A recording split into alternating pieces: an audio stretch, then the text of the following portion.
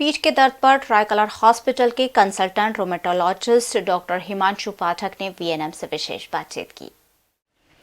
नमस्कार, वीएनएम के खास सेगमेंट में फिर एक बार सभी व्यूअर्स का बहुत बहुत स्वागत है। हेल्थ हमारे लिए बहुत ज़्यादा इम्पोर्टेंट होती है और इसीलिए वीएनएम आपकी हेल्थ से जुड़े हर मुद्दे को आप तक लेकर आता है। दौड़ती भागती ज़िंदगी, आजकल हम सबकी लाइफस्टाइल बहुत फास्ट हो गई है और दौड़ती भागती ज़िंदगी लेकिन फिर भी थकना मना है। और ऐसे में शाम होते होते ज़्यादातर लोग बैक पेन जैसी समस्या से ग्रस्त हो जाते हैं।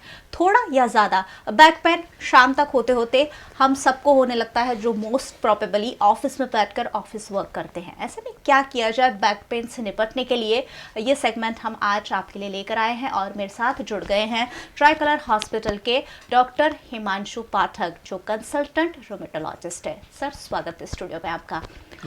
बैक पेन एक ऐसी समस्या जो आजकल बहुत ज़्यादा कॉमन होती जा रही है और इसे ज़्यादातर हम बीमारी में गिनते भी नहीं है। क्या होता है, कितना कॉमन है ये और कौन से एज ग्रुप को ज़्यादा टारगेट करता है ये? देखिए, जैसे आपने कहा कि बैक पेन एक बहुत ही कॉमन प्रॉब्लम है जी। और अगर हम देखें जिसको कहते हैं स्टडीज़ और डाटा, एक नॉर्मल एडल्ट की लाइफ में अराउंड 8 आउट ऑफ 10 एडल्ट्स को बैक पेन उसके लाइफ टाइम में होता है। तो इट इज़ वेरी कॉमन, बहुत कॉमन है। किसी भी एज ग्रुप में हो सकता है, एडोलेसेंट, यंग एडल्ट्स, एल्डरली। सो ये काफ़ी कॉमन है। और कॉजेस क्या है, क्यों होता है आखिर बैक पेन? देखिए, बैक पेन के बारे में तो सबसे जो कॉमन कॉज है, जैसे अभी आपने कहा कि ऑफिस वर्क, सो मैं उसको बोलते हैं मैकेनिकल बैक पेन। जी। तो मैकेनिकल बैक पेन का मतलब ये होता है कि it is basically because of the structures in the back, like muscle का प्रॉब्लम है, टेंडन्स का प्रॉब्लम है, लिगामेंट का प्रॉब्लम है, या फिर स्पाइन रिलेटेड इश्यूज हैं। और कभी कभी बैक का आर्थराइटिस भी होता है, जिसको ऑस्टियोआर्थराइटिस बोलते हैं। रूटीनली कुछ चीज़ें उठा ली या कुछ एक्स्ट्रा एक्टिविटी कर ली तो उसके कारण मसल स्ट्रेन होता है। तो ये कॉमन कॉजेज़ हैं जी। पर उसके अलावा जो ध्यान देने वाले जो बात है कि कुछ स्पेसिफिक ऐसी चीज़ें होती हैं, सिम्टम्स होते हैं जो कि जिनमें ज़्यादा ध्यान देने की ज़रूरत है। जैसे एक कंडीशन होती है, उसे हम बोलते हैं इन्फ्लेमेटरी बैक पेन, या उसको एंकालोजिंग स्पॉन्डिलाइटिस। अब ये जो बैक पेन है ये यूजुअली यंग लोगों का प्रॉब्लम है। अभी यंग टाइम एक ऐसा टाइम है जब एवरीवन इज़ एक्टिव, सब अपनी ज़िंदगी के साथ चलते हैं और उनको बैक पेन होता है। पर ये जो एंकालोजिंग स्पॉन्डिलाइटिस रिलेटेड प्रॉब्लम है, इसके बड़े बड़े ही स्पेसिफिक सिम्टम्स होते हैं। जैसे कि अगर आप सुबह उठे, अगर आपकी बैक स्टिफ है, आधे घंटे से ज़्यादा स्टिफ है, तो इसके बारे में हमें सोचना चाहिए। जी। उसके बाद में अगर हम देखें कि जैसे एल्डरली पॉपुलेशन है, 50 या 60 साल के ऊपर है, तो उसमें कॉमन कॉज स्पाइन का आर्थराइटिस वो कॉमन होता है। कभी कभी ऑस्टियोपोरोसिस यानी स्पाइन की बोन्स का पतला होना और छोटे छोटे फ्रैक्चर्स होना, वो भी बैक पेन करते हैं। तो ये कुछ कारण हैं जिसके कारण बैक पेन होता है। जी। एंकाइलोजिंग स्पॉन्डिलाइटिस, नाम भी बड़ा अजीब सा है, उसकी आपने बात की, ये क्या होता है और कौन सी समस्याएं जुड़ी हुई है इससे? देखिए, एंकाइलोजिंग स्पॉन्डिलाइटिस के बारे में हम स्पेशली मैं इसलिए बात करना चाहता हूँ क्योंकि ये जो है ये यूजुअली 10 साल से लेकर 40-45 साल की उम्र में बैक पेन का एक कॉमन रीज़न है। यानी एक यंगर एज ग्रुप में ये आता है। इसके जो चिन्ह हैं वो बड़े ही स्पेसिफिक होते हैं। जैसे सुबह अगर कोई उठा और उसको बैक पेन हो रहा है, 4 या 5 वीक से हो रहा है, और मॉर्निंग स्टिफनेस है, तो अगर कोई यंग व्यक्ति है, अगर वो सुबह उठ के मॉर्निंग बैक स्टिफनेस है, आधे पौने घंटे तक रहती है और एक्टिविटीज़ के साथ में ठीक होती है, तो ये एक चिन्ह है एंकाइलोजिंग स्पॉन्डिलाइटिस का।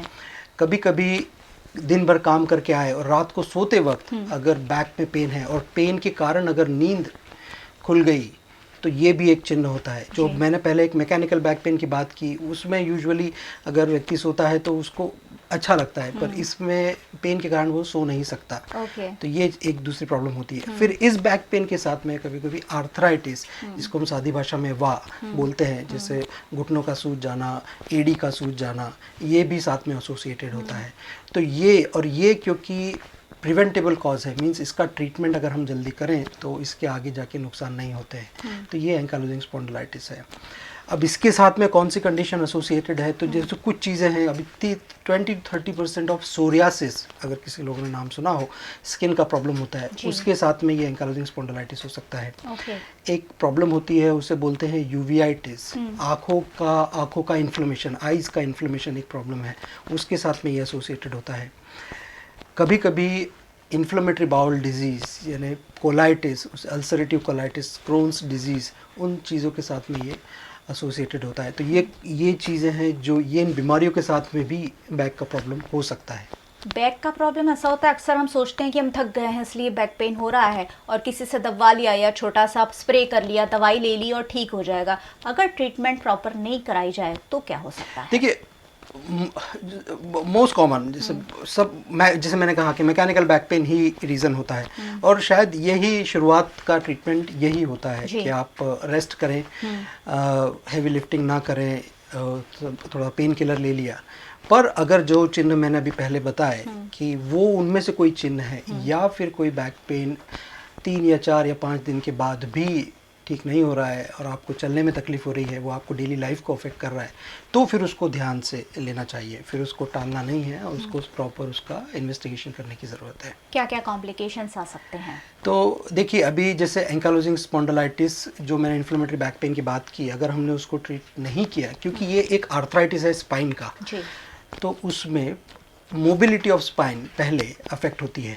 तो जैसे कॉमन चीज़ें हैं, जैसे मूवमेंट कम हो जाता है, बैंडिंग कम हो जाती है, आप झुक नहीं सकते, गर्दन झुका के चलना पड़ता है, स्टिफनेस बहुत बढ़ जाती है, और फिर ये बढ़कर लीड्स टू, जिसे कहते हैं कि डैमेज टू द स्पाइन, यानी कि डैमेज हो गया, अब हम उसको वापस नहीं कर सकते।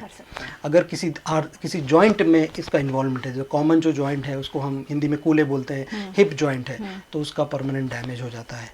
तो अगर इसको पहले आइडेंटिफाई नहीं किया तो ये कॉम्प्लिकेशंस इवेंचुअली आके बढ़ जाते हैं। कैसे आइडेंटिफाई करते हैं, डायग्नोसिस कैसे करते हैं, और साथ ही साथ ट्रीटमेंट क्या होता है? तो डायग्नोसिस जो चिन्ह पे होता है, तो सिम्टम, तो अगर कोई 40-45 साल का व्यक्ति या उससे कम का व्यक्ति आता है, उसमें इन्फ्लेमेटरी बैक पेन ये जो चिन्ह होते हैं, तो फिर हम उसका ब्लड टेस्ट करते हैं। ब्लड टेस्ट में इन्फ्लेमेटरी मार्कर्स बढ़े हुए होते हैं, और फिर उसका एक्सरे किया जाता है, और कभी कभी एमआरआई की ज़रूरत होती है। तो डायग्नोसिस कोई बहुत मुश्किल नहीं है, बहुत इजीली हो जाता है। और ट्रीटमेंट जो है, उसका ट्रीटमेंट स्टार्ट करने के लिए हम कुछ स्पेसिफिक दवाई का यूज़ करते हैं। एक दवाई का ग्रुप होता है, उसे कहते हैं non steroidal anti inflammatory drugs. उसका बहुत अच्छा इसमें फ़ायदा होता है। उसके बाद में कभी कभी हमें दूसरी दवाइयाँ यूज़ करना पड़ती हैं, जो अगर आर्थराइटिस हो तो दवाइयों का नाम सल्फासालाज़िन, मेथोट्रेक्सेट, उससे ट्रीट किया जाता है। और कभी कभी आजकल जो न्यूअर थेरेपी आई है बायोलॉजिक, उसका भी इसमें बहुत अच्छा रोल है। तो ट्रीटमेंट अच्छा जी, अगर पहले आइडेंटिफाई हो गया तो और अच्छे से ट्रीटमेंट किया गया तो पेशेंट बहुत जल्दी ही फ़ायदा करते हैं। और उसके साथ में बहुत इंपॉर्टेंट पार्ट इसमें बैक फिजियोथेरेपी है। तो एक बार बैक पेन ठीक हो गया तो उसके बाद बैक फिजियोथेरेपी करेंगे तो काफ़ी अच्छा बेनिफिट मिलता है। चलिए, तो हो गई बीमारी, डायग्नोसिस और ट्रीटमेंट की बात, लेकिन जो भी डॉक्टर आता है हम उनसे ज़रूर पूछते हैं कि ऐसा क्या हो जिससे बीमारी हो ही ना, बैक पेन ये जो समस्या है ना हो, ऐसा कुछ टिप्स अगर हम दर्शकों को देना चाहें तो क्या कर सकते हैं? देखिए, बहुत इंपॉर्टेंट है, जैसे अभी आपने बात की कि लाइफस्टाइल। तो बैक पेन, आजकल जो मैकेनिकल बैक पेन है वो एक लाइफस्टाइल इशू है। हमारा बहुत ज़्यादा समय जो है डेस्क पे, टेबल पे, कुर्सी पे, इस पे हम बिताते हैं। तो इट्स वेरी इंपॉर्टेंट कि आप जहाँ पे काम कर रहे हैं वो एर्गोनॉमिकली सही हो। आपका हाइट, डेस्क का हाइट, चेयर का हाइट, अगर कंप्यूटर पे काम करते हैं तो कंप्यूटर का हाइट, वो सब बराबर हो। आप रेस्ट लें, आप बीच बीच में मूवमेंट करें, अपनी मसल्स को रिलैक्स करें।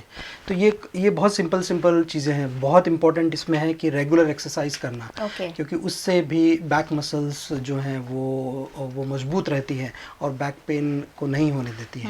तो ये, अगर वेट को कंट्रोल रखना, स्मोकिंग को अवॉइड करना, ये जो सारी लाइफस्टाइल चीज़ें हैं वो अगर करते रहेंगे तो बैक पेन में या तो नहीं होता है, अगर होता है तो जल्दी से इम्प्रूवमेंट होता है।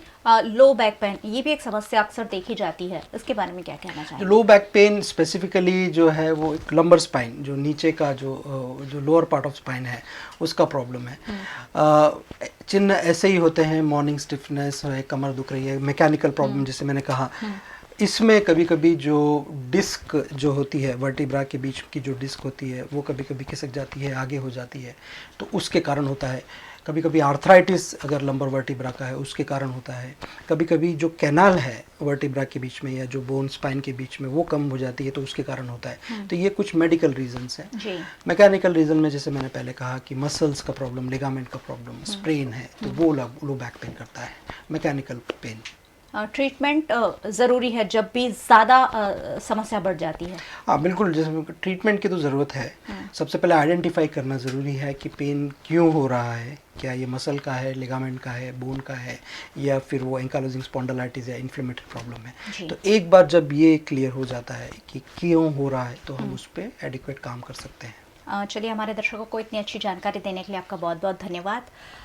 तो ये थे ट्राई कलर हॉस्पिटल के कंसल्टेंट रोमेटोलॉजिस्ट डॉक्टर हिमांशु पाठक, जो बता रहे थे कि बैक पेन इग्नोर मत कीजिए क्योंकि आगे चलकर समस्या और भी ज़्यादा बढ़ सकती है, और क्योंकि आगे तो हमें बढ़ना ही है, लाइफस्टाइल और शायद और तेज़ होती चली जाएगी आगे चलकर, और ऐसे में अपने स्वास्थ्य का ध्यान रखना हमारी सबकी खुद की जिम्मेदारी है। स्वस्थ रहिए, मस्त रहिए, देखते रहिए VNM। नमस्कार।